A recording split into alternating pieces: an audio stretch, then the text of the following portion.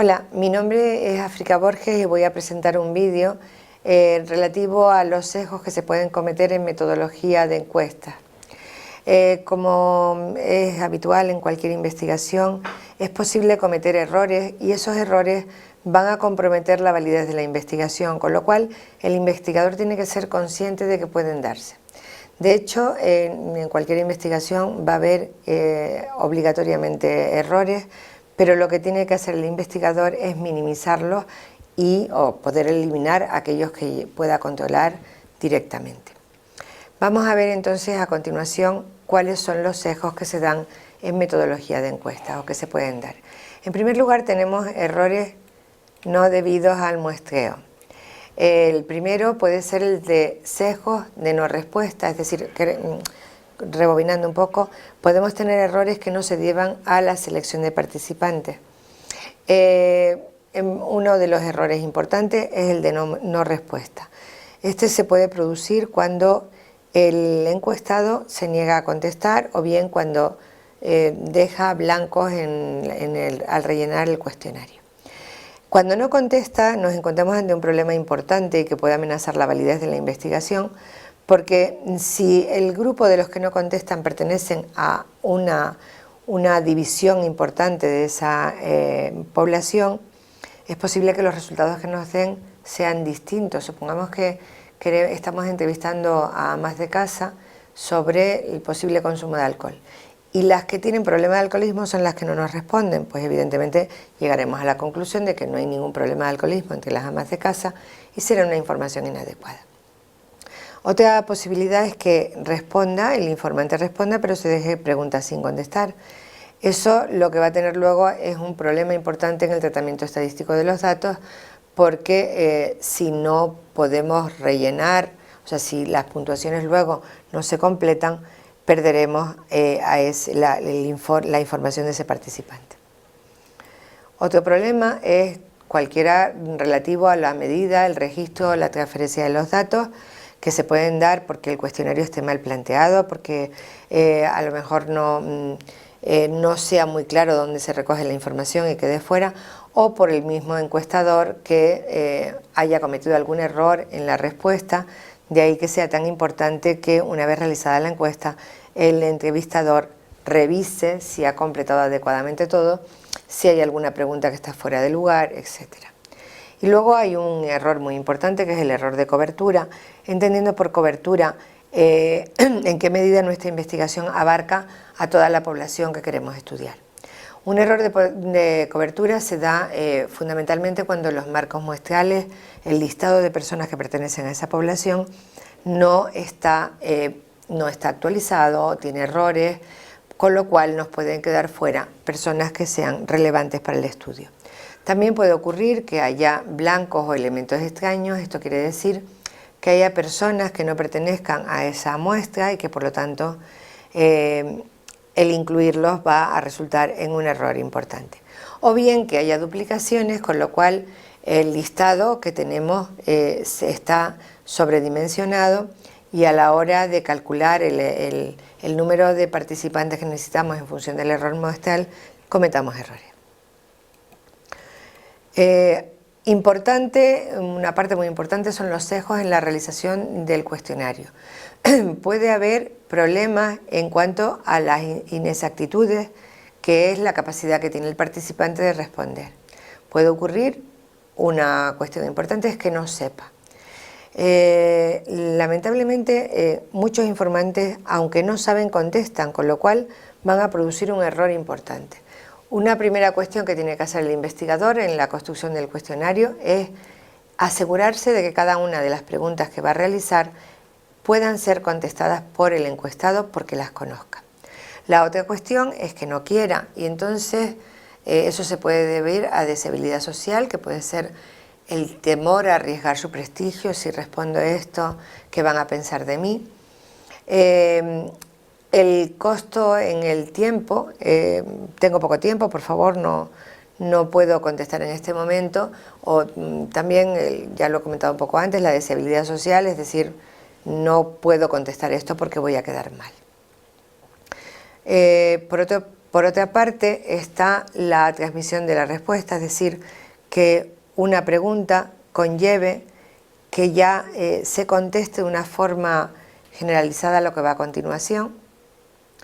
Y otro problema fundamental es la ambigüedad. Las preguntas tienen que estar claramente definidas de tal manera que no haya dudas. Por ejemplo, si decimos, ¿usted toma mucho café?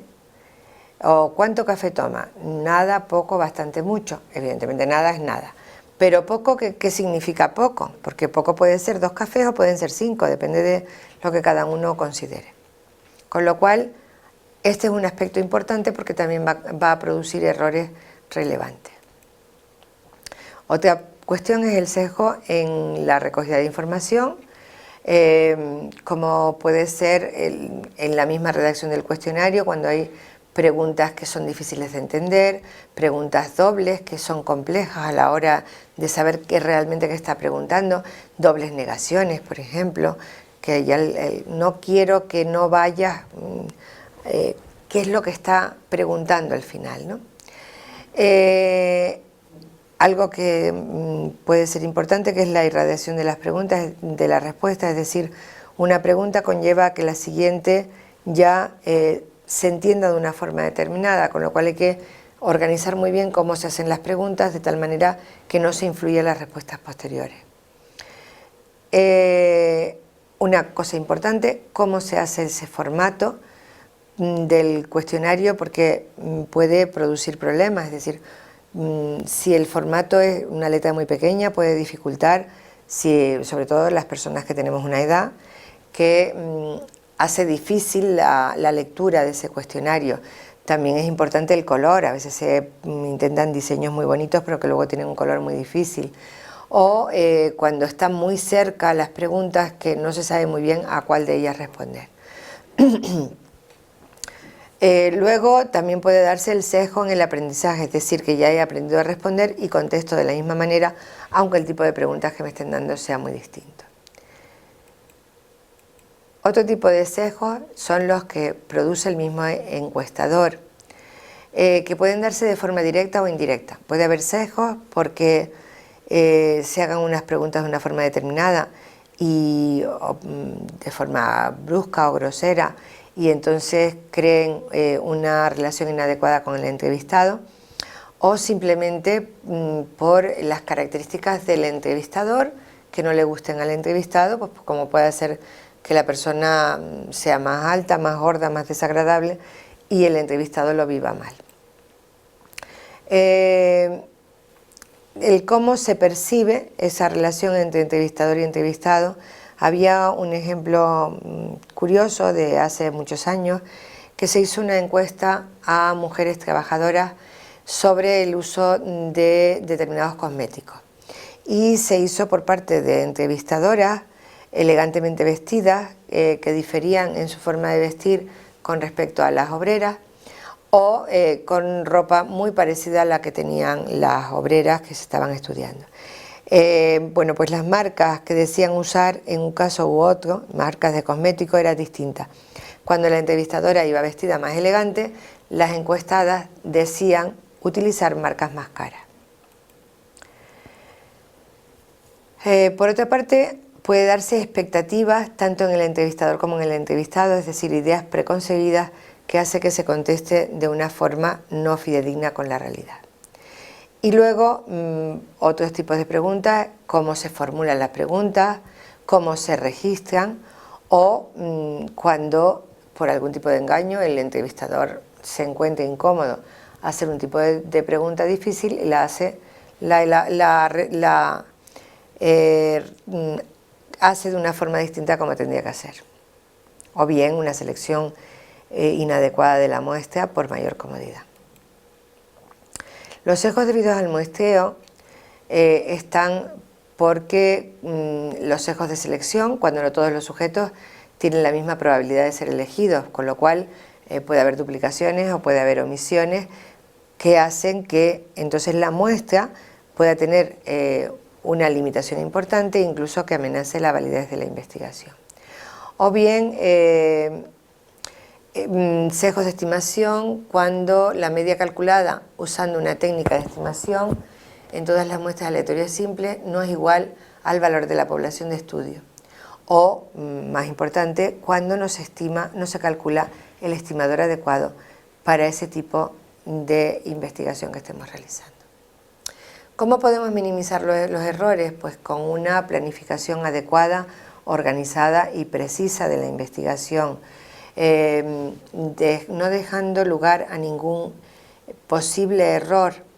Esto se hace conociendo muy bien la investigación que estamos queriendo realizar, habiendo hecho un estudio documental adecuado donde se señalen los posibles errores y por la propia experiencia del investigador. Tenemos que tener muy claro antes del muestreo el tipo de investigación, la población objetivo, las variables relevantes. En cuanto a las cuestiones relativas al muestreo, la forma de selección, cuál es el error máximo que el investigador está dispuesto a asumir, qué tipo de muestreo es el más conveniente para las condiciones de su investigación, para los recursos que tiene en ese momento, los recursos de los que dispone, etc. Y luego, al finalizar la investigación o cuando ya estamos ante los datos que tenemos recogidos, hay procedimientos específicos para tratar las no respuestas de forma que no sesguen la investigación. Finalmente, un aspecto importante en cuanto a la investigación por encuestas es lo que se denomina la ficha técnica, donde se recogen los aspectos fundamentales de la investigación. El ámbito, que es la definición de la población en términos sociográficos, el universo, los individuos que componen la población, el tamaño de la muestra, los puntos de muestreo, si el muestreo ha sido por conglomerados, qué procedimientos se ha seguido para la selección de participantes, el error muestral que se ha limitado, que se ha planteado y finalmente la fecha de realización de las encuestas. Muy bien, muchas gracias por su atención.